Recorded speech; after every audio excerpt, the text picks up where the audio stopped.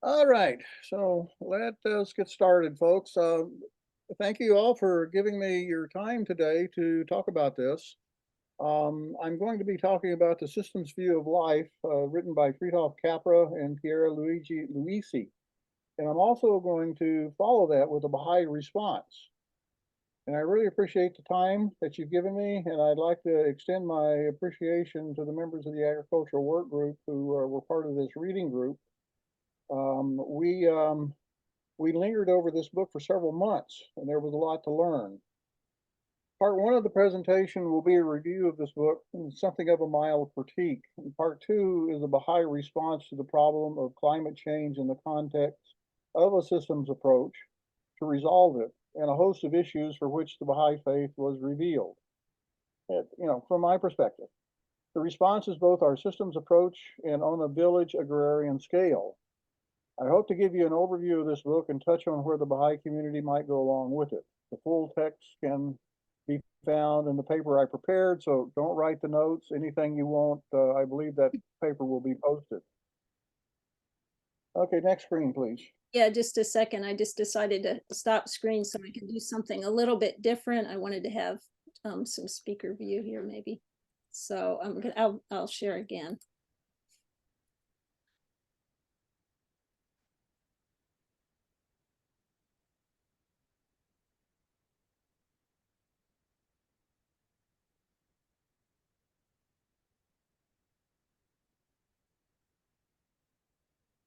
Here we go.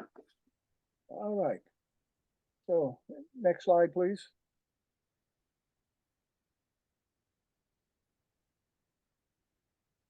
Okay, and as this says, this is a classical text on systems ecology. And some of the points that the authors make is the crisis of our time is the crisis of perception, according to the authors, and that involves, they write, quote, a radical new conception of life, end quote. The new conception of life requires thinking in terms of relationships, patterns, contexts. In short, the systems view of life is a unified vision of existence. This is opposed to the Newtonian, Cartesian, mechanistic, and reductionistic methods upon which most of our science and policy is based today.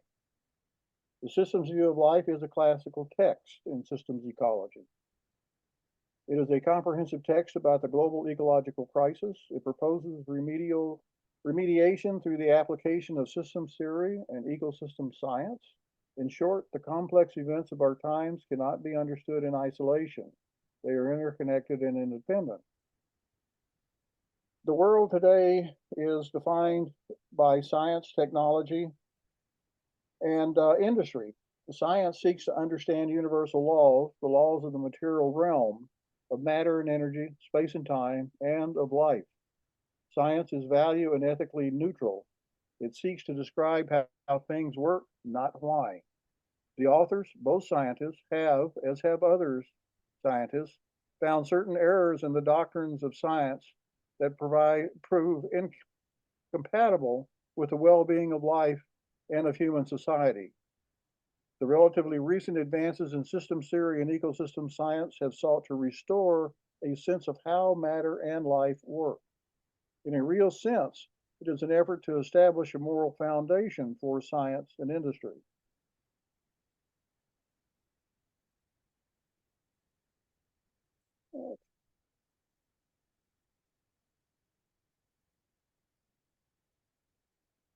See, I think we're on the wrong slide. You have it, I guess you have it set up to automatically move forward. So which slide should we be on? We should be on slide 3 now. I don't know which one that is.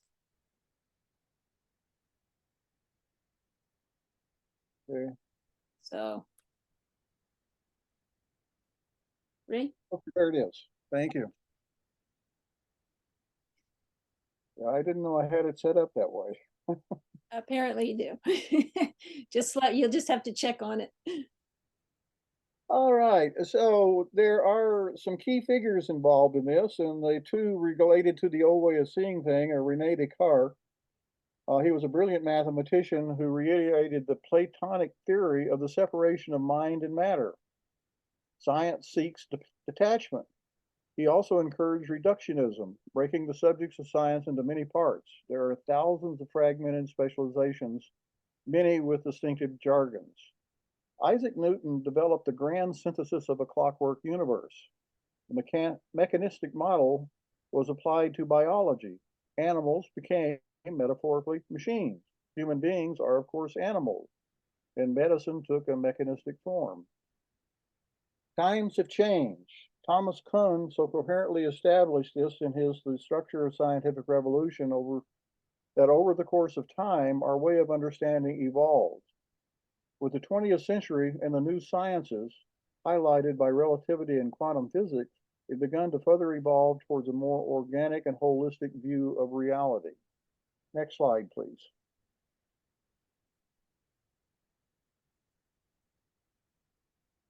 The development of organic biology in the late 19th century suggested a new holistic view.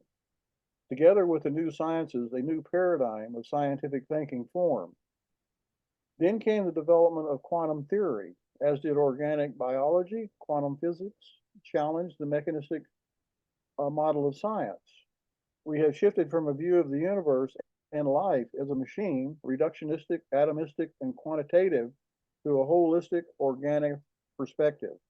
A more coherent theory of the living system developed. We need to understand the meaning of life, of which we are a part. Living systems are characterized as organic, natural, and natural. The life sciences and ecology have led the way to understanding our place in life. Classical science did not provide this perspective. General systems pioneer Ludwig von Bertalanffy was a theoretical biologist. Biology is the metaphor for general systems. There were others, I believe, at least equally important. Next slide, please.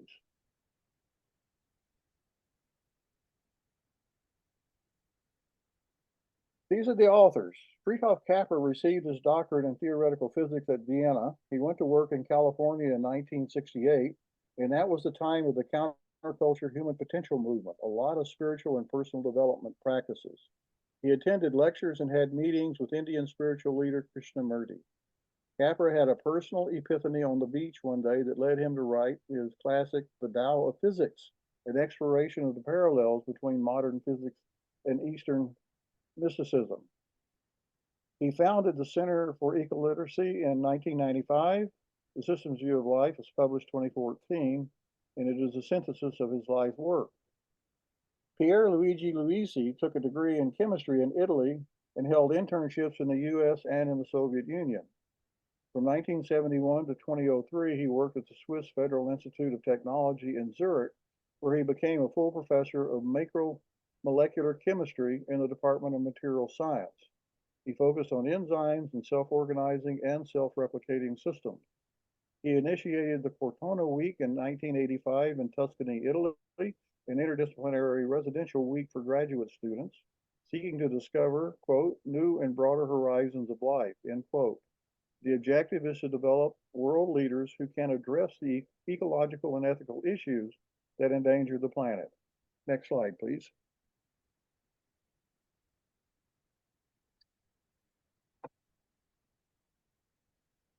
All right, let's get down to the topic of life. The systems view of life is about understanding and preserving the Earth's biosphere. And this opens with the question of what is life? The authors focused on a quality of life called autopoiesis. And this is important, autopoiesis, the ability of an organism to maintain its vitality and to adapt to the inevitable that shift again. The authors focus on this, the ability of the organism to maintain its viability and adapt to the inevitable changes associated with the planetary ecosystem. This work is drawn from Francisco Varela, to whom this book is dedicated, and his colleague Humberto Maturana, both Chilean biologists. Autopoiesis holds that a single cell, the genesis of life on Earth, is self-organizing and self-maintaining. Life is continually regenerating itself. Autopoiesis addresses the capacity of an entity for self-maintenance and for self-replication. At root, a living organism, even a single cell, is a vastly complex organism, and it works as a system. All parts and all processes are dynamically interconnected. This is even more true with higher animals, including human beings. The human mind is an altogether different and vastly more complex reality. The underlying question that was developed in the following chapters is, does autopoiesis apply to organisms other than single cells? And I will repeat that. Does autopoiesis apply to organisms other than single cells? The question becomes one of whether more complex organizations can achieve the advantages of autopoiesis. That includes ultimately the entire biosphere and human society in particular. Maturana asserted that it does not. So how do we extend the systems view of life to more complex organisms, which is to say human beings, is one of the key questions of this book. And that is, in my opinion, the question that is at the root of the Baha'i response. Next slide, please.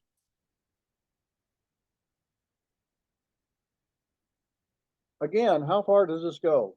Is Gaia, the global biosphere, able to meet these standards of autopoietic self-maintenance? More specifically, does autopoiesis extend to human social entities? Are we governed by the laws of nature, bio-logical? Human society is a product of the human mind. It is a matter of the rules, social structure, and above all, language, but it is extremely plastic. Human beings are a social species. Indeed, we are unmatched in our social tendencies, largely because of the prolonged period of development of the human infant, but also because of our awareness of self, others, and our surroundings, our capacity for abstract language, our unparalleled ability to manipulate objects, and a powerful imagination. We are uniquely situated in the order of things. With greater complexity, the problem of maintaining social order becomes paramount. Systems theory was developed in the 1950s to address the dynamics of highly complex organizations. Highly complex systems tend to become catastrophically unstable. This points back to the idea of autopoiesis, of how a living system maintains itself, its viability, and to adapt, survive, and evolve. Next slide, please.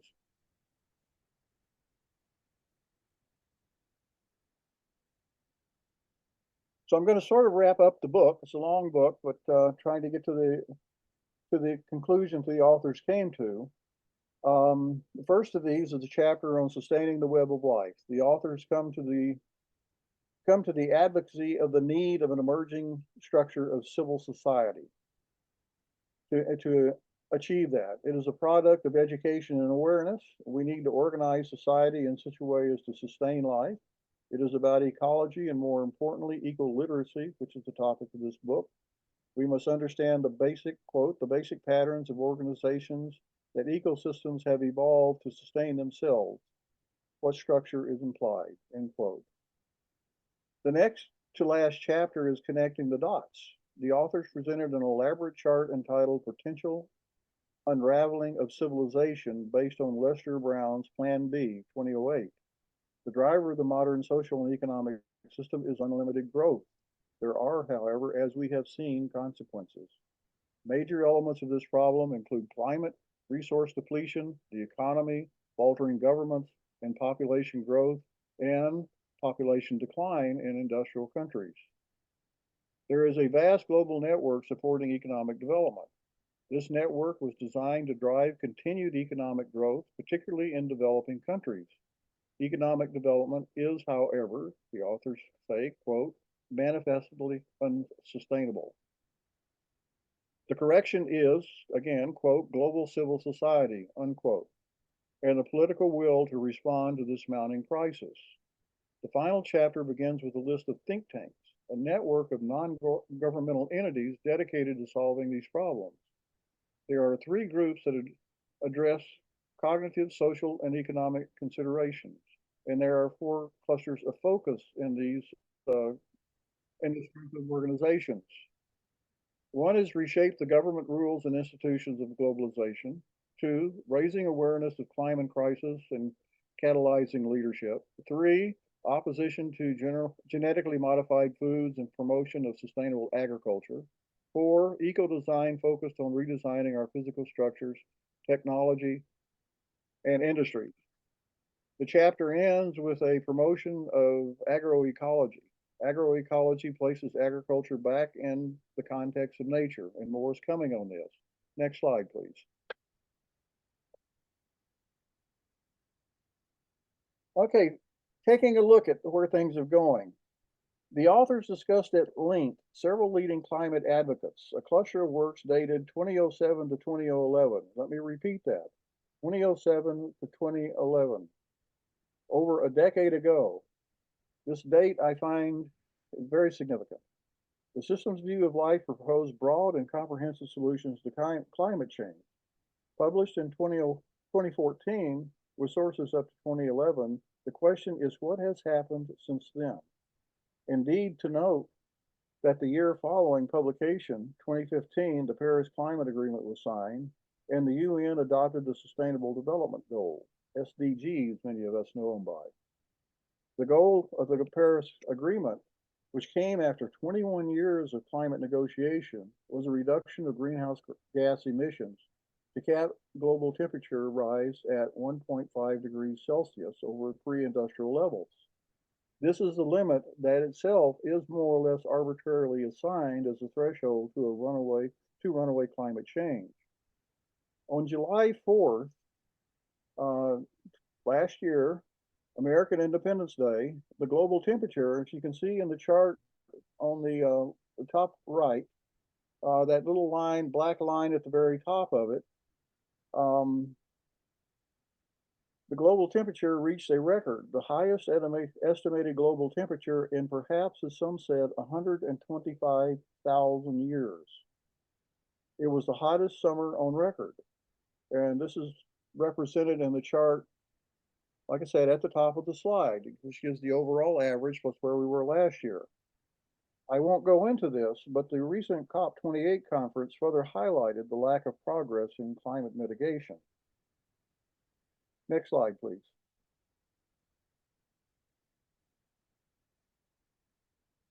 I indicated the date range, and I also indicated there's certain limits, or I'd like to indicate that there are certain limits, some features that Is this that slide, Bill? next one, other resources. That's it. Thank you. The resources used to frame the climate question and the system view of life are indeed highly reputable. They provided the foundation for conversation during their day. But as they say, the proof is in the pudding. What results have we attained? Did the experiment succeed? It seems not. There are also some conspicuously absent resources, in my opinion, including our Buckminster Fuller, Peter Singay, Paul Hawken, and Carol Sanford. To this list, I would add Bill Gates' latest publication on climate. All were noted systems thinkers. The first three well established before the systems view of life was written, and Sanford was making her mark in the business world. More, I believe, could have been said about Kuhn's theory of paradigm shifts, as this is the keystone of the argument. And just to give you a little background, most of you may be familiar with Fuller. He was a pioneer systems thinker, architect, designer, and inventor with a long list of publications and uncountable presentations around the world, many times around. He developed a Dymaxion map, which puts the world into a more integral perspective and is used for his world game. He invented the geodesic dome. Peter Singay taught the general systems theory at MIT, wrote his classical The Fifth Discipline in 1995, still in print, which brings integral systems models to what he called the learning organization. He also wrote The Necessary Revolution in 2008 and brought sustainability to international corporations. Paul Hawken, an eco-entrepreneur, reported the global sustainability movement he had encountered in his travels in his Blessed Unrest 2007. He described the movement as the largest in history. He subsequently developed a website directory, no longer available, of a great number of them, searchable by locality. Carol Sanford had also started writing about responsible and regenerative businesses and personal development. She has influenced development of many sustainability programs, including our local Penn State Sustainability Institute, and I have studied with her. Bill Gates' 2021 How to Avoid Climate Disaster is insightful. In it, he clearly states the climate change case dire potential consequences and advocates massive government intervention. The question remains, will business as usual solve the problem? Next slide, please.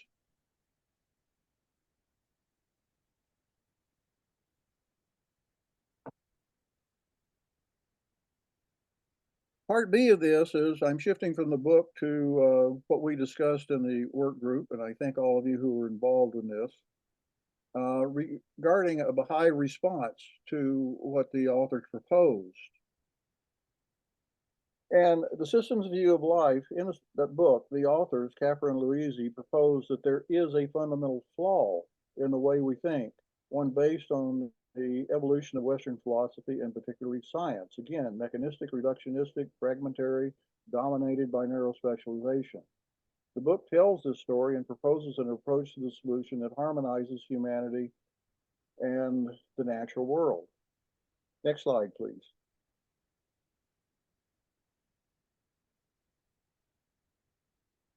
So has this flaw been changed by revelation? The argument of the system's view of life is that the new way of thinking is the system's view, in short, holistic and integral. What does the Baha'i faith have to say about this? In my opinion, rather a lot, and before even the birth of the two authors, the new sciences, general systems theory and systems ecology. Let's start from the first. From food, farmer, and community, agriculture, and the reconstruction of the world. Thank you, Winnie. Which I will cover more below, some selected quotes about a holistic and integral view. These quotes are from the Baha'i writings. First, nature in its essence is the embodiment of my name, the maker, the creator. Its manifestations are diversified by varying causes, and in this diversity there are signs for men of discernment. Nature is God's will and is its expression in and through the contingent world. It is a dispensation of providence ordained by the ordainer, the all-wise, from Baha'u'llah tablets to Baha'u'llah. Every man of discernment, while walking upon the earth, feeleth indeed abashed, inasmuch as he is fully aware that the thing which is the source of his prosperity, his wealth, his might, his exaltation, his advancement in power, is, as ordained by God, the very earth which is trodden beneath the feet of all men. Baha'u'llah, Epistle to the Son of the Wolf. When we carefully investigate the kingdoms of existence and observe the phenomena of the universe about us, we discover the absolute order and perfection of creation. The dull minerals and their affinities, plants and vegetables with the power of growth, animals and their instincts, man with conscious intellect, and heavenly orbs moving obediently through the limitless space are all found subject to universal laws, most complete, most perfect, and this comes from Abdul Baha, Promulgation of Universal Peace. Next slide, please.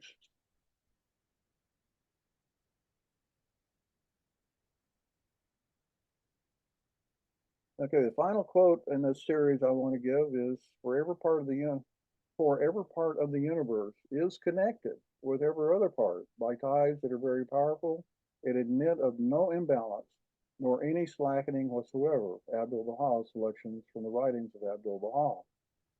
And in short, the core principles of the argument of the authors are clearly established in the Baha'i writing. I should note that while Capra and Luisi briefly touched on spirituality, they discounted the role of revealed religion in defining the course of events in human history. Spirituality for them, and many today, is a personal pursuit, not organizational. Next slide, please.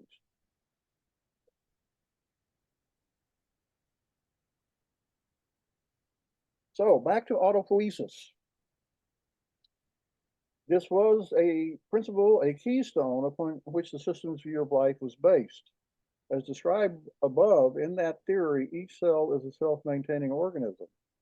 It is an intricate system of chemistry that maintains identity and integrity of the organism despite changes in the immediate environment.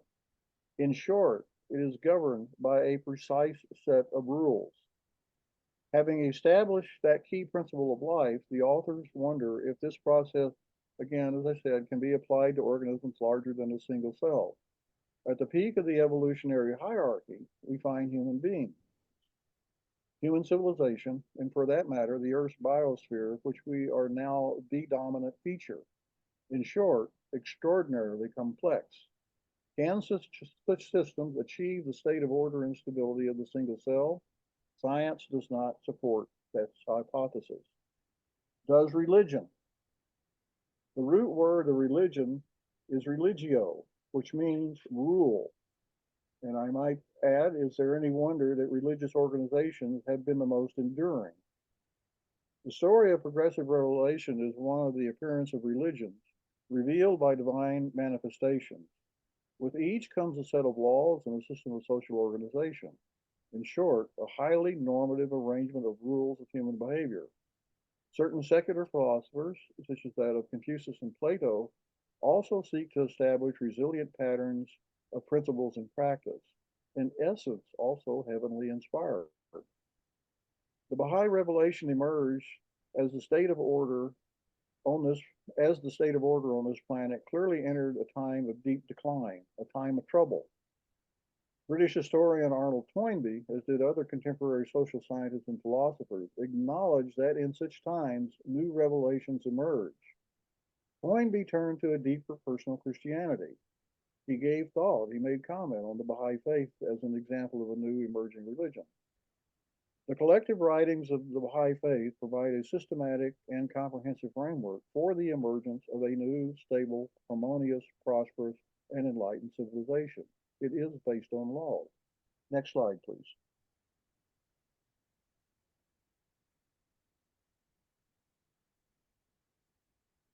I think the one above it. 3 documents. Down one. All right, there it is. Thank you.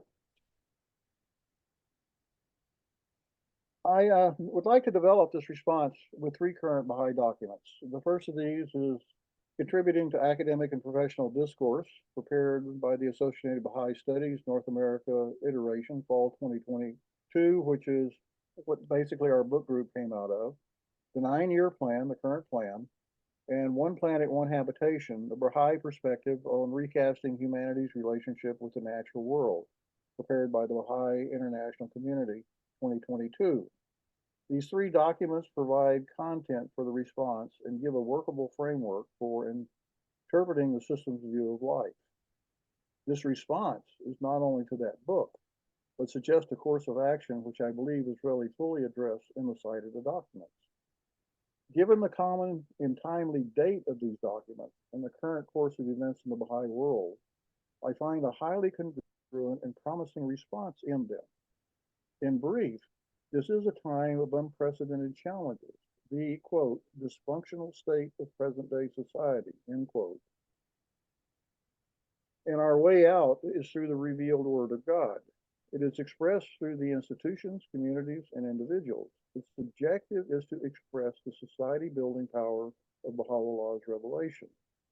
The foundation of this process is learning, along with discourse, and innovative action to address the problems of the coming decades. Next slide, please. You're looking at the ABS letter first. And I quote, developing new capacities for learning and for social action, end quote, through consultative discourses with the effect of, quote, transformation of the whole character of mankind, affect both its inner life and external conditions, end quote. Indeed, end quote, again, a broad scheme for social transformation, end quote. Further, what is important is for Baha'is to be present in the many social spaces in which thinking and policy evolves on any one of a number of issues, from governance, the environment, climate change, the equality of men and women, human rights, to mention a few. I parse this statement into 3 topics. 1, studies can be consciously and progressively pursued and confer greater clarity of thought by A, re-examining and revising strategies and methods and systemize and improve efforts over time. B, assess prevailing assumptions, concepts, categories, structures, practices, arguments. And C, identify or articulate the most important questions and concerns. Second is fostering the capacity of individuals.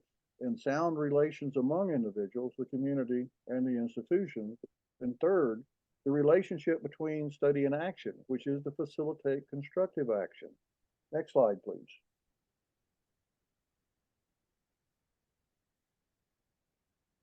Regarding to the 9-year plan, I want to just touch on 2 points that that I feel important personally.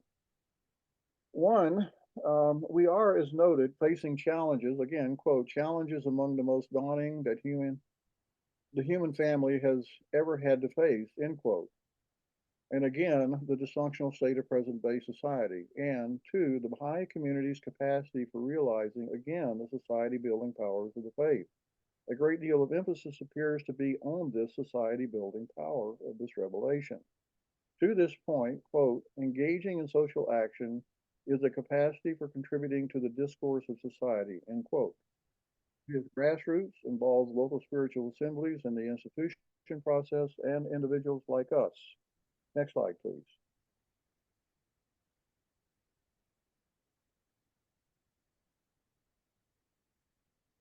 One Planet, One Habitation, I think we all found is a timely statement.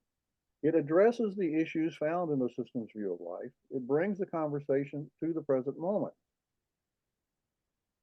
We have reached a new geological era, it says, the Anthropocene, a time that the state of the biosphere is predominantly influenced by human action.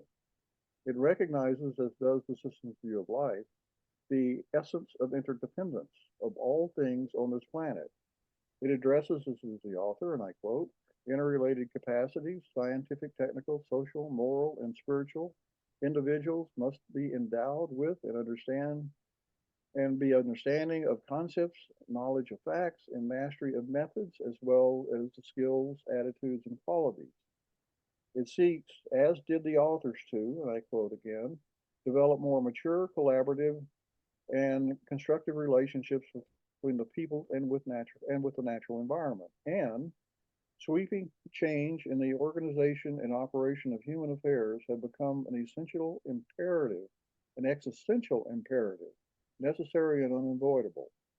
People everywhere must be empowered to participate in the constructive process. Further, it notes that capacity building involves the enrichment and conscious shaping of culture. And a telling point that this document makes is that no country has yet achieved the capacity for sustainable development. Governments have been forfeit in addressing the need for reducing carbon emissions. In short, we need a new framework, one animated by the principles found in the world religions. Next slide, please.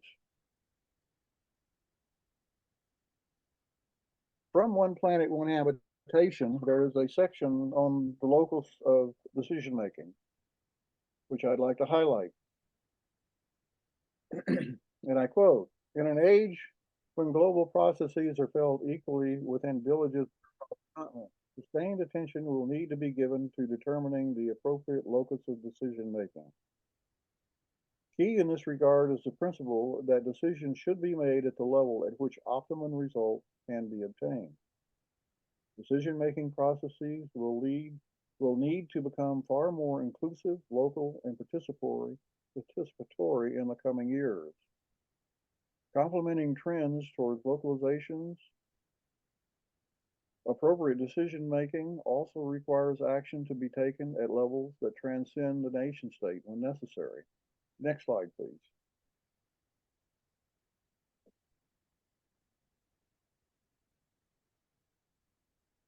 Theme of the Agriculture Working Group, and I'll highlight this as a village agrarian response. I will close this presentation with some thoughts about what a Baha'i world might look like, and notes about others with similar views, which we may get in conversation. In a sense, this is part C of my presentation. One might consider this statement as something of the tagline. The fundamental basis of the community is agriculture, said Abdul Baha. I'm going to address 2 streams. The first of all is back to Winnie's food, farming, farmer, and community, agriculture and reconstruction of the world. which is a collection of Baha'i writings related to agriculture. But I also wanted to turn to a pioneering project that established this model developed by Abdul Baha, Adathia, in some works by Paul Hanley. Next slide, please.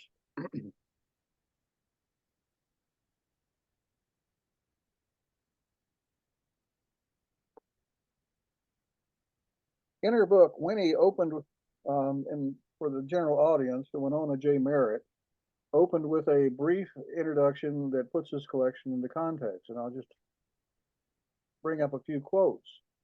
The first is, the world is in pain. The symptoms are severe: war, famine, disease, racism, economic chaos, gender issues, youth violence, and the pervading sense of despair which accompanies the disintegration of religious beliefs and moral values. Have we overlooked the critical element in the remedy of human problems? Some of the Baha'i writings and revealed works found in this compilation indicate that healing a sick society depends on concerted and ceaseless attention to agriculture. The sacred texts offer an enduring foundation for future agricultural development and its relationship to the whole system of human governance and responsibility for sustaining a healthy environment. Let's start at the source. While in the prison of Akka, we revealed in the Crimson Book that which is conducive to the advancement of mankind and to the reconstruction of the world. The utterances set forth therein by the pen of the Lord of creation include the following, which constitute the fundamental principles of the administration of the affairs of men. And there are 5 principles listed. Fifth, special regard must be paid to agriculture. Although it hath been mentioned the 5th place, unquestionably it precedeth the others. This is found in Baha'u'llah, Tablets of Baha'u'llah. To this, Abdul Baha adds, the fundamental basis of the community is agriculture, tillage of the soil. All must be producers. This is in Promulgation of Universal Peace. And the solution begins with the village. When the village is reconstructed, then the cities will be also. And this is from an article in Baha'i World. Next slide, please.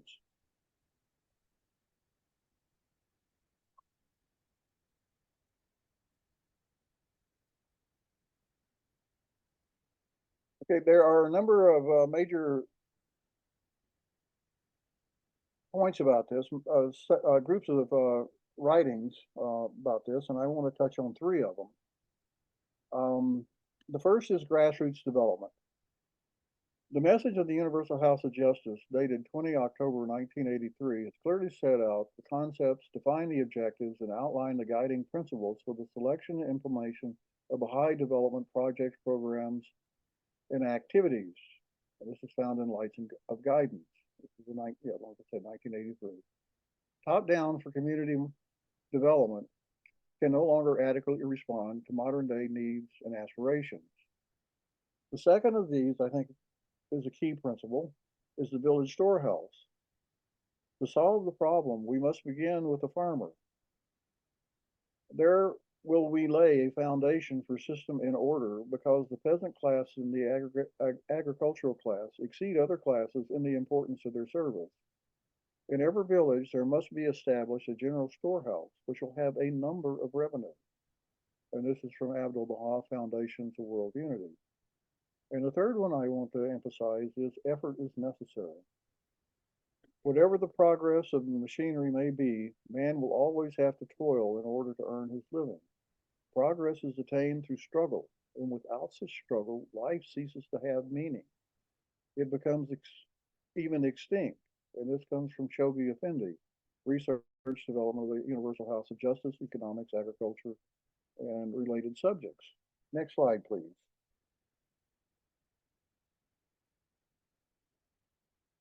Get down to Paul Hanley's excellent work on Adathia. Paul, in an article in the Baha'i World, The Baha'i Approach to Rural Development, May 23rd, 2019, and in the video presentation to the ABS Agricultural Work Group, which is on the page, gives an insightful introduction to Adathia. Hanley draws on the late, and I hope I get this name right, Ira Pustishi article, Adathia. Audacia, getting tongue-tied here, a study in agriculture and rural development. Hanley provides a compelling argument for the return to development of agricultural communities around the world. It is a perspective on rural economic development. I would argue that it applies not only to the developing world, but equally to the US, Europe, and other developing countries. Hanley gives as this model a village situated just south of the Sea of Galilee on land which Abdu'l-Baha purchased in 1901. Hot and dry, he noted, it was one of the most inhospitable places on the earth. It was also a lawless region.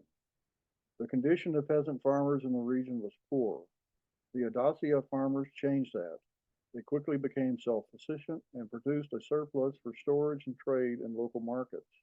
That surplus saved many lives in the region during famine.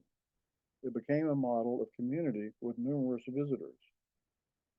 Abdu'l-Baha had invited Baha'i farmers from Persia with the tools and skills needed.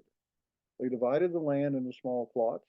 They built a dam and dug irrigation canals. They built houses and undertook cultivation of a diverse variety of foods, field crops, gardens, orchards, vineyards, and forage land, grown in what might today be called an organic method.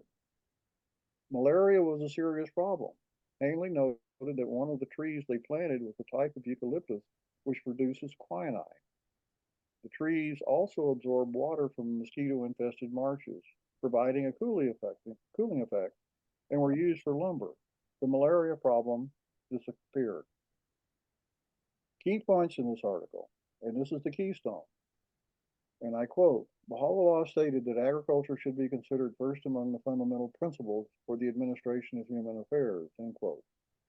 Agriculture in all of its forms is not about meeting the consumer's needs. It is about production from the living system. It is an engagement with the earth. It is further sustainable development. Modern industrial agriculture is not ecologically sound, indeed environmentally destructive. Agriculture strengthens communities, individuals, families, and institutions.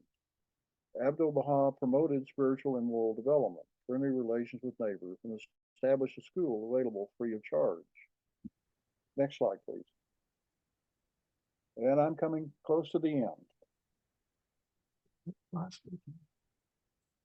So Hanley reported that the adoptive programs achieved three things that he believes can be replicated for rural development now. One is ecological and climate services, which quote, with the encouragement of Abdu'l-Baha, the community of Audacia restored degraded, eroded, and deforested land, improved soil quality, improved water use efficiency, and increased crop diversity, including the use of perennial tree crops and forages. Social development, and I quote again, the initial capital investment by Abdu'l-Baha was the catalyst that allowed families in Audacia to prosper.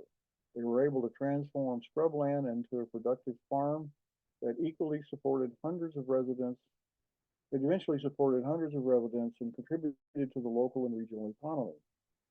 And the third is moral capacity. Again, I quote, material self-reliance brings a sense of dignity. Abdu'l-Baha went farther, encouraging the residents of Audacia to pay equal attention to their moral development. This was achieved through education, both material and spiritual, for the children, youth, and adults, and through regular devotional meetings. In short, Pustici's article provides a comprehensive summary of the structure and function of Audacia, and as such is a valuable case study. There are many examples to support agrarian villages to draw upon around the world, and our group has many of those.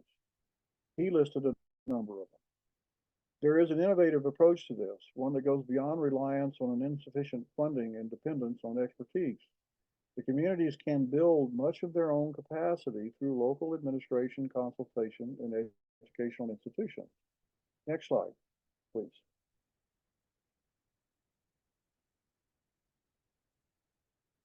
Hanley, as did the authors, made a note on agroecology. And agroecology is both study and practice of restoring agriculture to harmony with the environment. From agroecology in action, we see, and I quote, agroecology is a scientific discipline that uses Ecological theory to study, design, manage, and evaluate agricultural systems that are productive, but also resource conserving. Agroecology acknowledges the contributions of indigenous people. It is holistic systems approach, drawing on ecosystem science, sustainability, and regeneration and regenerative. It also embraces social concepts, the development of communities. It addresses about a dozen of the UN Sustainable Development Goals, starting with the elimination of hunger and poverty around the world. It is localized, grassroots, small scale. It draws on the accumulated wisdom of agriculture through the centuries, as practiced by people around the world today. It seeks climate mitigation, and agriculture is a major contributor to greenhouse gases. Agroecology has 13 principles, 5 levels of development, and I've covered these in my paper. The importance of programs such as agroecology is, first of all, the level of persistent hunger around the world. Food insecurity is high even in many development countries, such as the United States. Second are the environmental and economic impacts of industrial scale agriculture. To this, we can add monoculture and genetically modified crops. Only 9 plant species account for 66% of the world's food production. Next slide, please. I want to just briefly touch on this in terms of who we talk to. The Back to the Land movement, there is a major movement. There's a very large literature going back at least a solid century, or even more, to Henry George, 1879, and coming down to today. Danish folk schools, work that's been done in India. And I've got transition towns up here, and for just at this time, about 2 weeks ago, I need to make a note that this is an international movement. And as of, like I said, 2 weeks ago, I am now an internationally certified transition trainer. And one of the things I'd like to stress to this, one of the promises of this approach is that I see this movement as an engagement of youth, not just a bunch of us old gray heads. Next slide, please.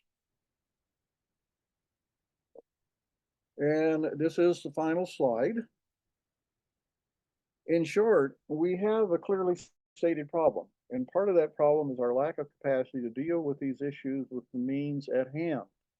There is thus a pressing need for effective program. And our work group consulted on these, and I've tried to pick up some of the main topics that we came up with. One of these is human nature, which includes responsibilities to the planet.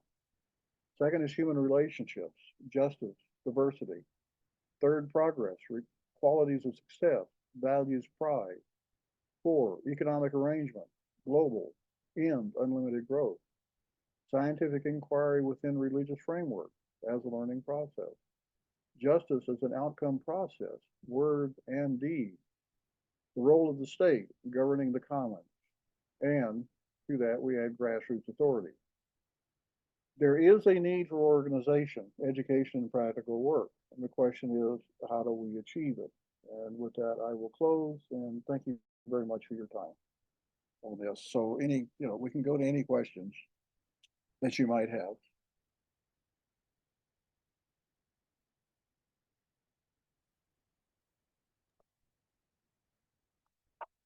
Okay. Anyone have a question? If you could raise your hand. If you don't know how to do that, down at the bottom of your screen, there's a whole lot of different icons, and there's a raise hand icon. Should have one of those. So we have one raised hand already. Rennie and Dave Lee. Hi, I was really pleased to hear that you're associated with the transition movement.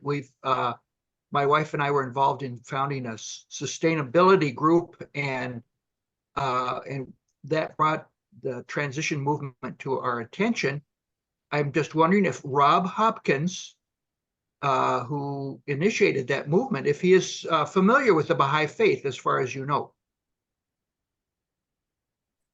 As far as I know, not. In my various conversations with Baha'is in the United States, I've only run into one other. Um, Rob, the Transition Towns movement is non-political and non-sectarian, so there really is not much conversation done about religion. And I see this as an opportunity. Our group is international, Baha'i Faith is international. I have notified some of the leaders in the transition movement that this presentation was going on. And I see this as a very promising potential for discourse between the Baha'i Faith, the Agricultural Working Group, and the transition movement. During the training, there were people from at least 30 countries that I had an opportunity to chat with many of them. So there is a diverse group of people that those of us around the world could potentially get in touch with. And like I said, the purpose of this training was sort of to reinvent transition towns and create a new cadre of trainers and facilitators. You're just pushing forward.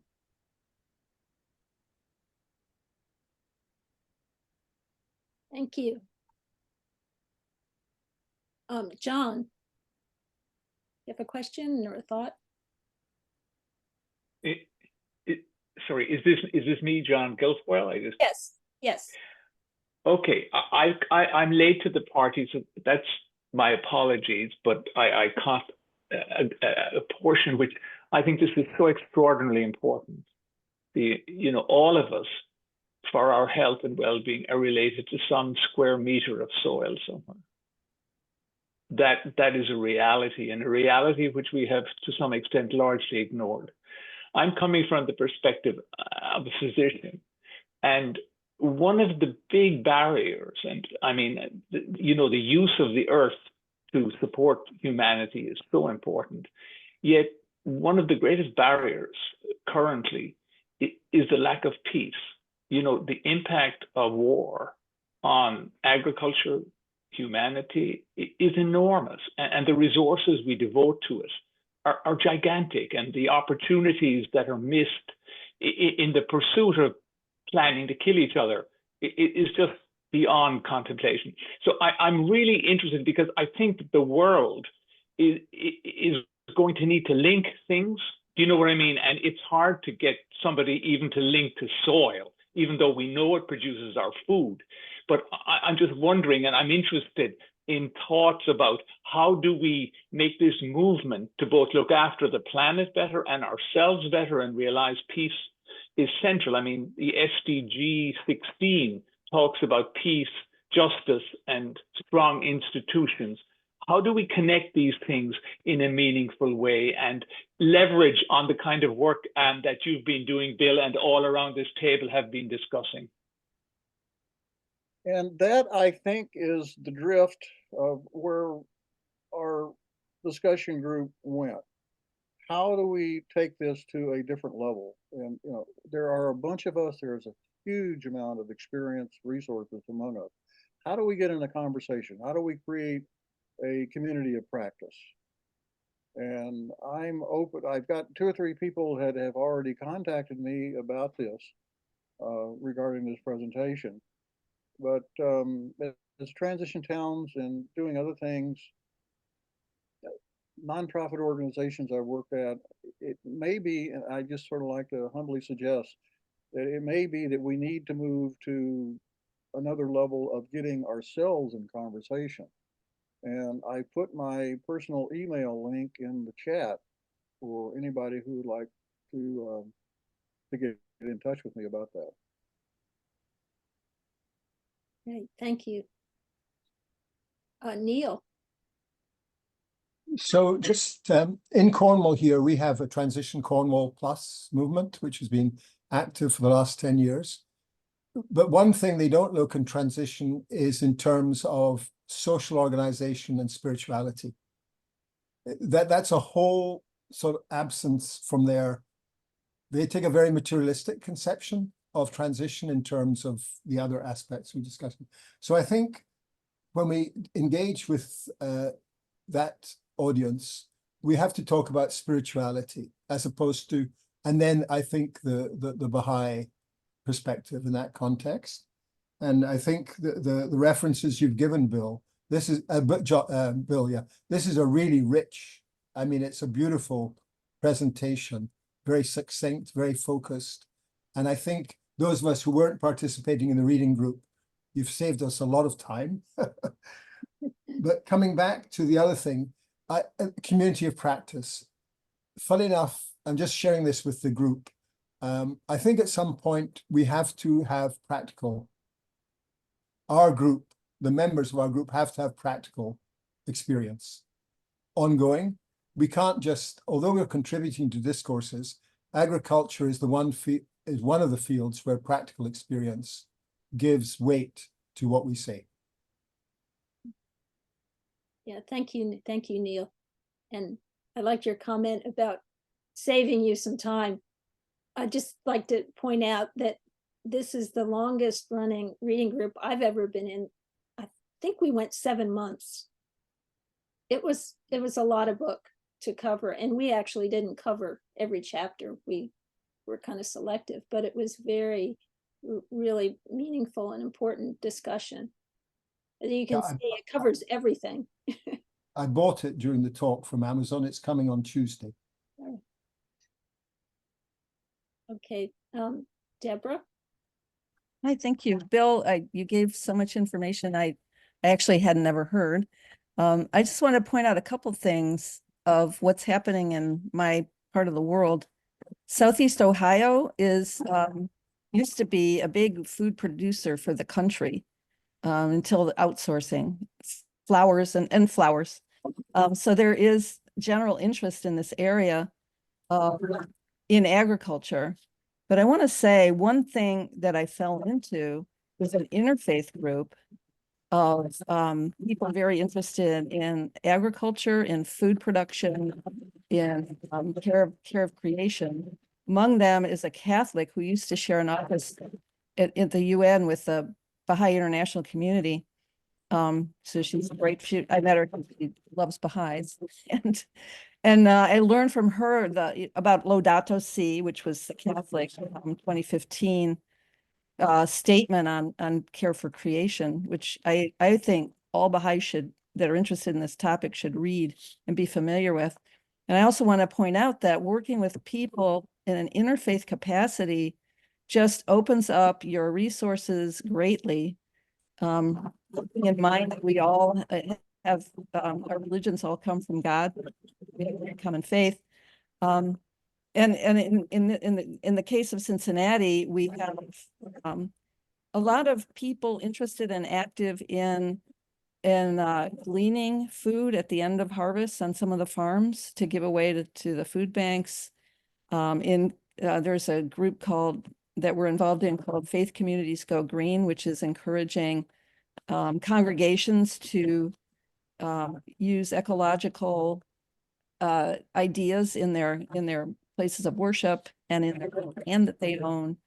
And a lot of details I could give, but I think that opening up ourselves and not just seeing ourselves as isolated groups. Where I live, there are very few Baha'is at all, and I don't know any who are besides me and my husband who are involved in any of these ecological groups.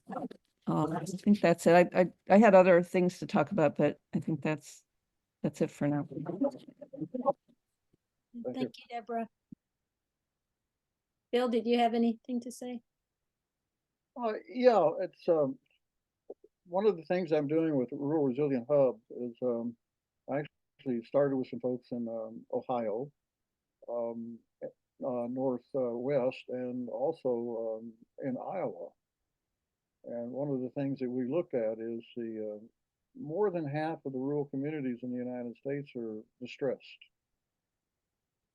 and many of those are in agricultural regions.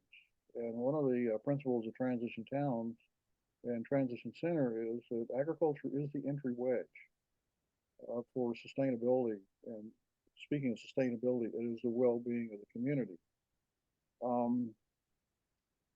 Having worked with Pennsylvania Interfaith Power and Light, we did partner with Transition Towns. I was invited on the board because of my involvement with Transition Towns for quite a while to try to do the community development work. Fortunately, they decided they would rather go with Bill McKibbins and get arrested in front of the White House. So it kind of went into a protest deal. So there has been some of the transition folks have been in Interfaith Power and Light. Some of the Baha'i folks have been involved in Transition Towns. So there has been some crossover there, and I think people will be receptive to this. And like I said, particularly when we go in places that are in need, not just the world, it is the United States. Food insecurity in the United States is something like 8% of the population. So in terms of what we can do as an entry wedge is to get that agriculture, get local food available, good quality, healthy local food at a price that people can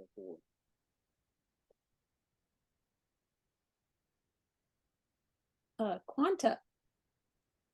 Thank you. I just wanted to do a follow-up to John's comment about incorporating peace and the concepts of oneness that Baha'u'llah has came to the world for. That every single human endeavor can incorporate peace as a part of what they are doing, not necessarily compartmentalizing, well, this is a peace activity and this is agricultural activity.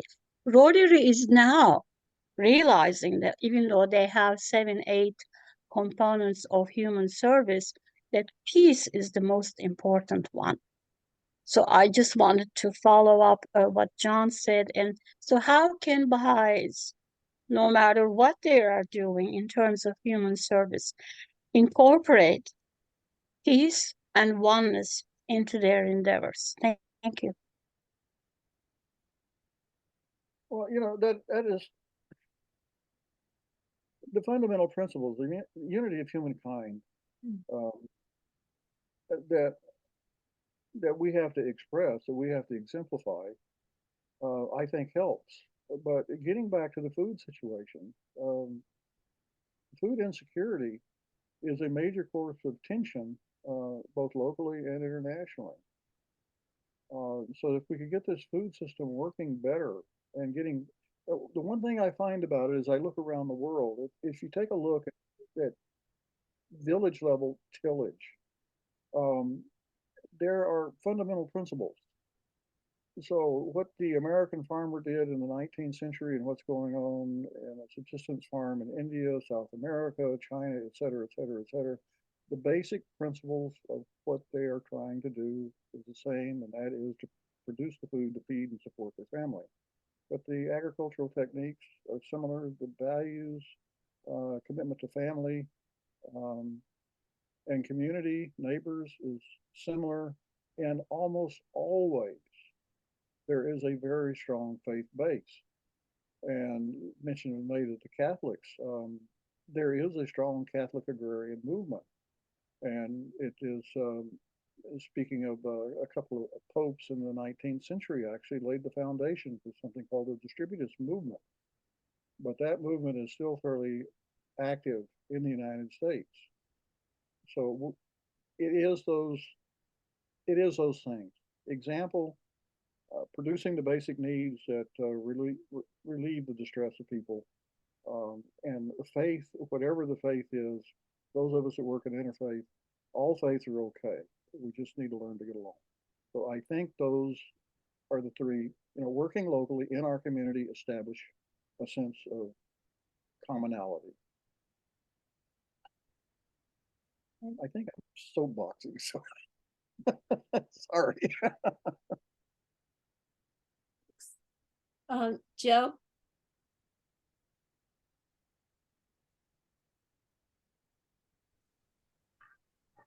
Well, I got a few, I wrote some notes so I don't go in circles or talk. I'll try to be succinct.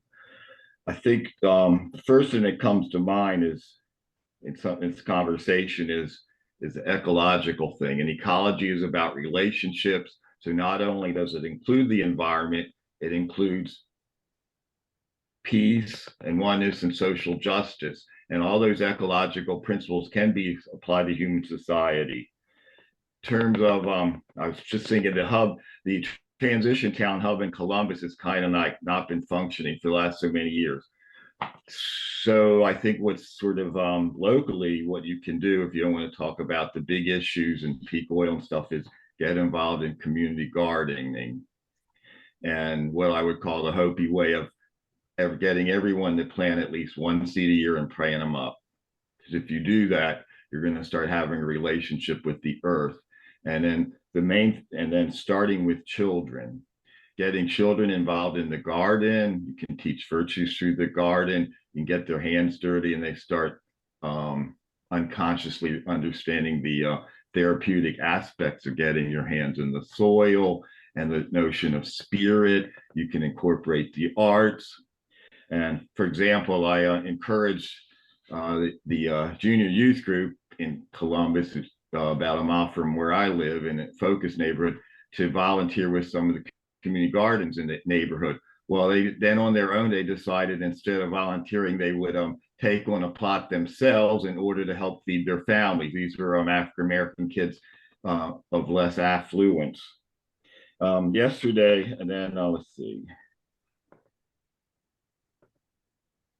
Yesterday I was talking to one of the founders of the Detroit Black Food Sovereignty Network, who was in Columbus yesterday, and he said they were starting to, instead of saying food security, they didn't change their name officially, but they were starting to talk about food sovereignty versus food security. And he said one of their volunteers pointed out that you can have food security in prison. So if you start thinking about food sovereignty, that starts including the notion of, I pointed this out, the notion of that we're all born noble, and helping people in areas that have been possessed or been forced into a lower caste of their society to realize that they are important and they have a stake in their lives, and they can be active and not just be consumers. We can be active citizens. And that's what I think this whole thing is about, is becoming active citizens, active global systems, getting our hands dirty, doing the work, and get the therapeutic aspects of being in the garden and making sure kids grow up with that sense of being in the garden and the sacredness of nature. And the arts are a good way to help that out. No, that's a very good point. Thank you, Joe. Jay. Yes. Bill, do you think that the systems approach could be helpful in helping clusters develop an agricultural network? I'm pausing on that. The answer is absolutely yes. The question is, what does it take to achieve it? The systems approach is so simple.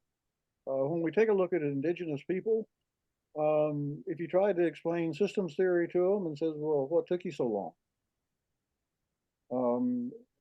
Folks that live on the land live. In fact, until the industrial age, our way of looking at things was systems. And the authors kind of point out that we have developed this whole culture, this whole language based around Descartes, Newton, some of the others, Platonic systems, which divide the mind from the body. And the systems approach, and I use Alfred Korzybski to bring this together, is that human beings are an organism in an environment. Our nervous system inside our skin is intimately connected to the world outside. And what happens outside, we need to understand inside. So yes, like I said, the question is, why isn't it just natural to do it?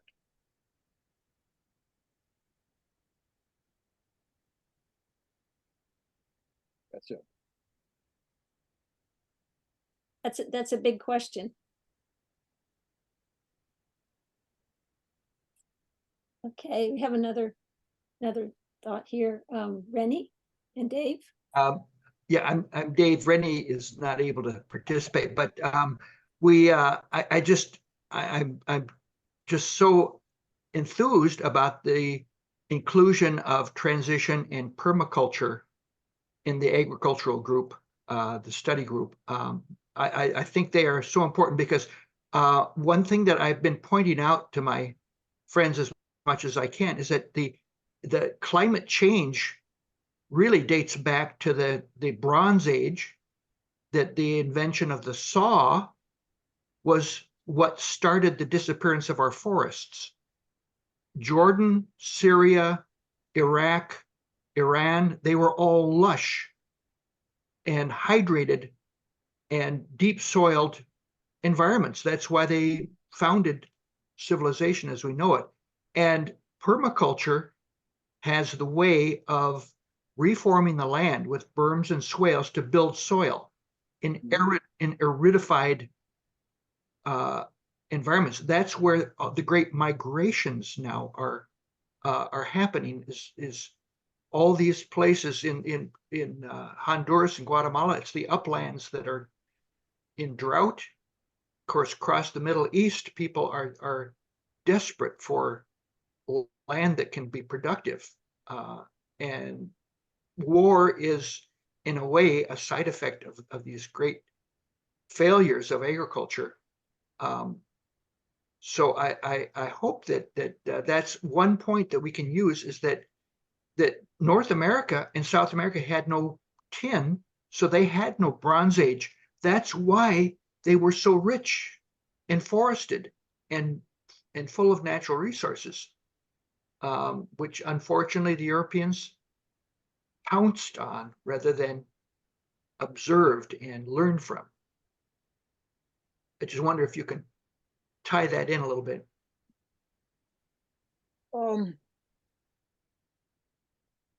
Yeah, there was a Bronze Age event about 3,000 years ago, and there were something like 9 major cultures that disappeared, and part of it was a long drought and a series of earthquakes. But your point about the reason the American civilizations maintained their forests is that they didn't have the axes to cut it down speaks to the fact that we have developed an industrial society that has the capacity to bring the planet to its needs. We're extinguishing species, we're wiping out arable land, we're losing our water, we're losing a lot of things. And some of these writings, high writings, the recent documents that I quoted, specifically address the fact that the technology is one of our major problems. So we've got a lot of it. The real question for those of you that follow this level of work is, how long can this industrial society continue to sustain itself? And we're seeing the wars, yes, but we're also seeing a process of deglobalization.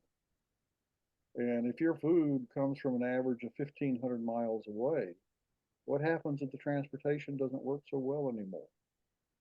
So the fact that we developed steam and all of these for trains and ships and then airplanes and everything else to move our food, we delocalized the agriculture foundation, the sustainable foundation of the community. We did that in the United States, we did that in Europe, we did it everywhere else.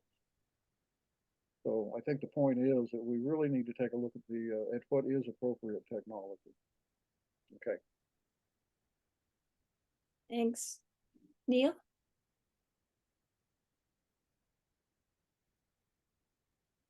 Yeah, thanks for the talk, Bill. I've been a fan of Fritjof Capra since the mid-1990s and read several of his books, and I concur with you that he does a really good job of explaining mechanistic thinking to us 350 years ago to the present, and then systems thinking. But I've been an agronomist in the agriculture field for 35 years, and I've experienced the power embedded in agriculture corporations, the oligopolies, and I think your last response was referring to this a bit. Now, I find them to be very mechanistic in their thinking, and they pretty much run the conventional agricultural system, which is quite top down.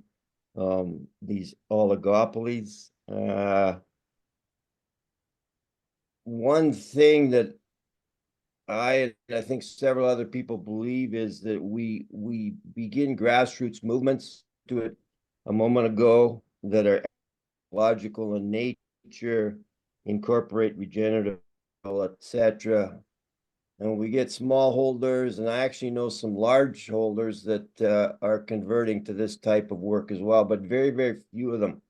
And I guess it's the hope that it's a bit like teaching the faith. There are small little clusters of this going on, and we hope that eventually there will be a paradigm shift.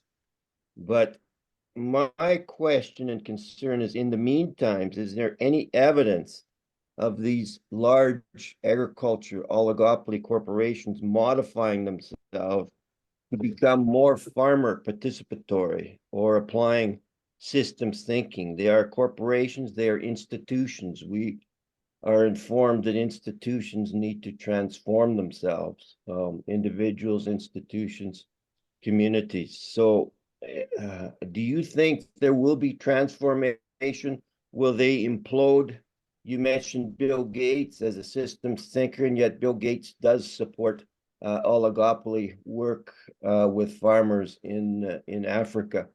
So what's your idea on that? I know it's a tough question. That is a tough question, Neil. Yeah, as you say, there's maybe a handful of major corporations that run the food system on the planet. I've seen some stuff, I think it was from McKinley Associates, a major accounting firm, which is really driving further corporate development and moving people off of the land. But there are also in South America, India, and other places in Africa, there are people who are trying to regain access to the land and sustainable agriculture. Of course, one of the things we see in the United States is the price of land has gone up so high that it's difficult for small holders, small farmers to really prosper. Most of them have another job.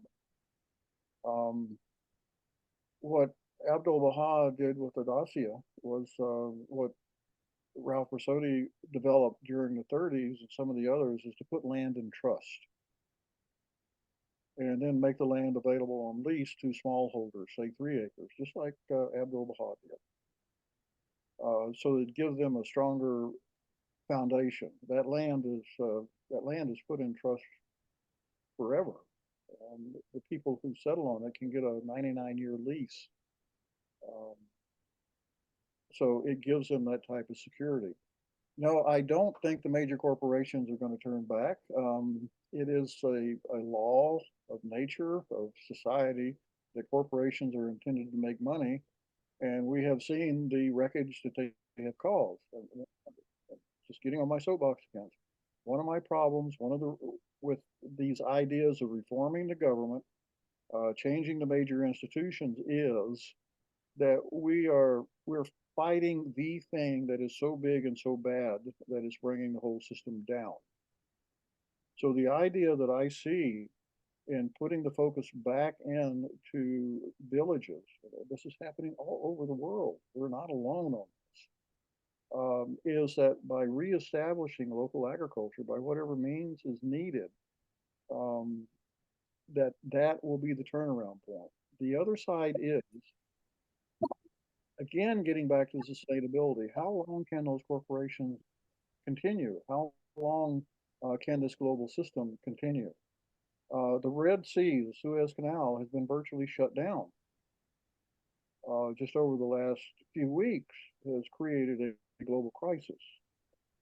The Panama Canal has had such a long drought that there is so little water in the lake. It's a question of where they're going to get the water to fill the lists where the Speed check reported ahead on I-5 North. so what we're seeing is the global system is coming down. There's a guy named Peter Zehan who wrote a book called The End, something, oh, trying to remember. But anyway, a recent book on geopolitics, political economics globally. The beginning is just the end. But he goes into the situation with the global system very, very thoroughly. And among other things we're seeing, you see that in the daily news in New York Times, the Chinese economy is shutting down. And there are a lot of reasons for that, but they are the source of so much stuff. New York Times yesterday, there is one corporation in Taiwan, which is theoretically something that the Chinese would like to invade, perhaps shut down, that provides 90% of the high-level computer chips upon which our economy depends. If that factory was for any reason to shut down, so would the economy of the world. So there are these little critical points all over the place that suggest what we need to do is to mobilize our resources in such a way that we do begin to build up the local capacity to meet the needs of their own community. And like I said, it's happening all over the world, but the thing about blessed unrest, and Paul Hawkins' blessed unrest, is that there are millions of people and hundreds of thousands of organizations, but there is virtually no coherence to that movement. And I'm working Transition Towns actually with an organization in Philadelphia. We are taking a look at building a bioregional hub. And the purpose of that is to find basically what the food shed is for Philadelphia and to shift production to local production within the area coming to the west. So, you know, we work on a lot of these things, but this group, the key element of the group of it, as several of you have made, is there is a lack of moral commitment to do these things. And that comes down to a lack of faith. So what we have, if we can mobilize it, put it to work. Now, it's the whole idea about the revelation is that we mobilize the principles of this revelation and put it to work. I am just feeling that we're getting into a point, and I think Gary has shared this rather clearly several times, that we're getting close to the point that we're going to have to make the change. And the longer we take to get there, the less likely we are to make the transformation adequately. So we've got to get to work now. Yeah, thanks, Bill. Yeah, I remember in the reading group that we had discussed how, and I think you brought up that point, that this movement of, you know, ecology, sustainability, all of these related groups together are the largest movement in history. Really, it's pretty amazing when you put together all the different groups, people, you know, working on this, if you could just somehow connect with all that. Yeah, and one of the projects that we've got here, Paul tried to do that with a website he put together. But we in the State College have worked on this. We did have a pretty good networking system. And one of the documents you can find on the Transition Center website is called Sustainable Happy Valley, which I updated a year before last, which does list, as far as I can find, all the local sustainability organizations, projects, programs in our area within the watershed, about 400 square miles, 130,000 people.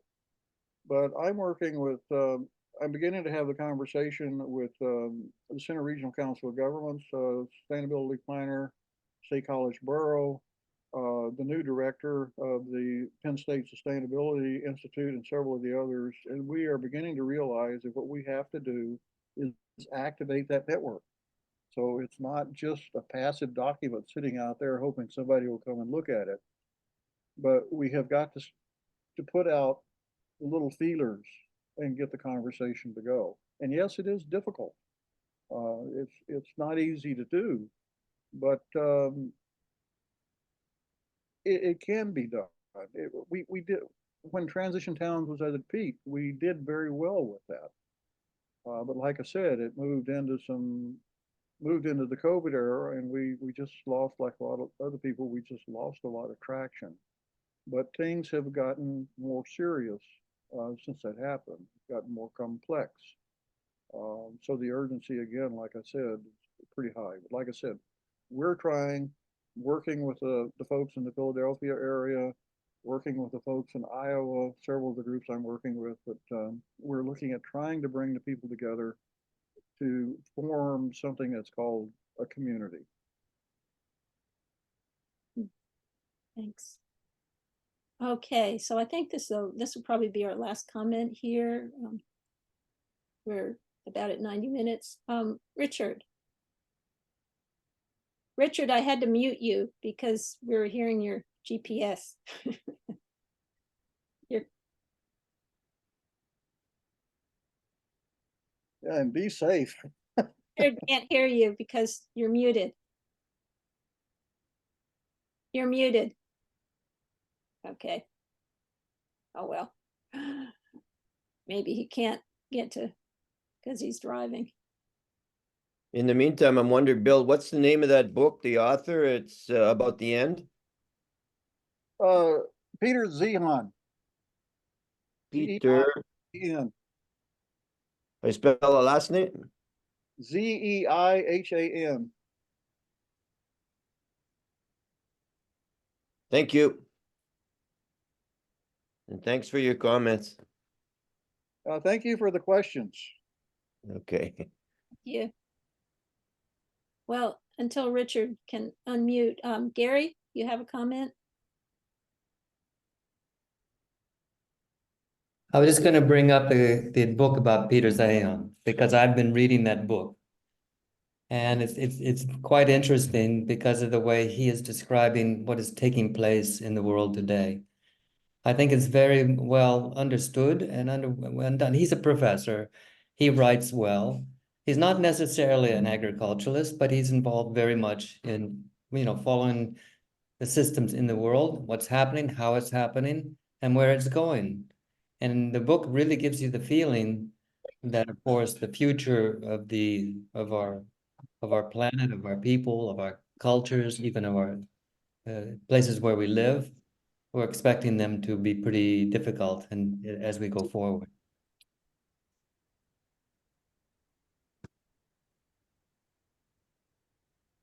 Thanks, Gary. So there's one comment, a question here in the chat from Quanta. She says, would you please write the full name, Peter? Is that an author that you mentioned? Yeah, let me do that. I'm pretty sure it's Peter. Okay, it's in there now. Peter Zeihan? Yeah, there it is. Okay, there it is in the chat now. Thanks. Am I unmuted now? Oh, yes, here we go. Okay. Sorry about that. That's okay. Can I share? Yes. Okay. Thank you, everyone, for the conversation. It's wonderful to hear everyone's insights. One of the things that I'm hearing that seems to circulate a lot in these spaces as we interact with friends from the wider community and associations that we belong to and projects that we're involved in, whether it be at a local level or a regional level or international level.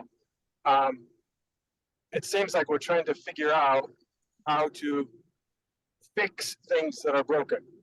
And that's not something that we should stop doing, as we are to be involved in discourse with friends and organizations, groups of people. But I'm wondering, in all of this discussion, how we are integrating this conceptual framework for action that we've been asked to share with the world as it relates to all of these issues. As it is very integrated and not independent or in isolation from all of these things that we are talking about that seem to be progressing as disintegrative forces continue to move themselves forward. And so my point is that we've been given a conceptual framework for action in which to operate in at the individual level, at the community level, at the cluster level, and moving forward. And, although some of us, because of the roles that we are in, we can have an effect at international levels and national levels and regional levels. And maybe a large percentage of us maybe are interacting with people in our own sphere, our own circle of interest of people that we interact with on a day-to-day basis. And it seems like that really needs to be a focus, because if that is happening everywhere in the world, those people who are in positions of governance, whether it be local, national, or international positions, will be affected by the revelation and the source of new knowledge and impetus that will move forward. But we're being shared with right now that the family is the indispensable unit of society. It is the mainstay of society. And there are very specific spiritual qualities that we need to learn how to practicalize in our conversations with our own family and with the families whom we associate with. Many of those are in the learnings that we're striving to learn about, such as reciprocity and cooperation, mutual aid and support, trustworthiness, purity of intention, purity of heart. These are spiritual qualities and attributes that we learn how to apply in real life as we interact within our own family and within the families whom we associate with. And as because we are here talking about agriculture and we're talking about respect for all created things, the earth being part of that process, if we can have an influence on a very local level, and that's happening throughout the world, it will penetrate to all levels. While we continue to be involved in social action, while we continue to be involved in social discourse at whatever level that we participate in. But I do not think that we can fix something that is broken, and that so much of our energy should be striving to fix what is already going to be disintegrating, but our energy should be placed on that which is integrative in nature, and try to learn how do we apply these principles that we are being asked to put into action in our daily lives. Sorry to be so verbal. Yeah, fixing what's broken is kind of the point. There's a lot of things I don't think we can fix, which is why I don't put a lot of emphasis on trying to get the government and corporations to change anything. But I put those three documents at the core of the Bahá'í response. The 9-year plan, of course, being the foundation, the heart and soul of the whole thing. The other two documents also the other two documents also talk to this process of engaging in discourse, but moving towards action. So we have been charged by the Universal House of Justice to do that. And if we don't do it, who will?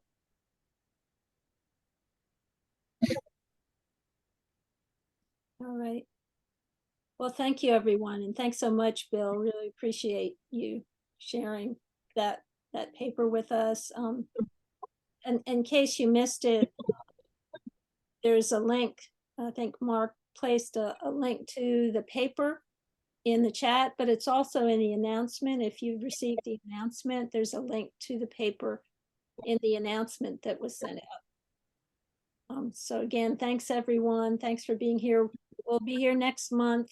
Next month, we'll be having a discussion on agribusiness, small agribusiness in Uganda with Angela Gabiria Kundal. And so we'll look forward to seeing you then. Thanks. Again, thank you all. Aloha. Aloha. Thanks, Bill. Thank you. It was a great program. Thank you. Bye-bye.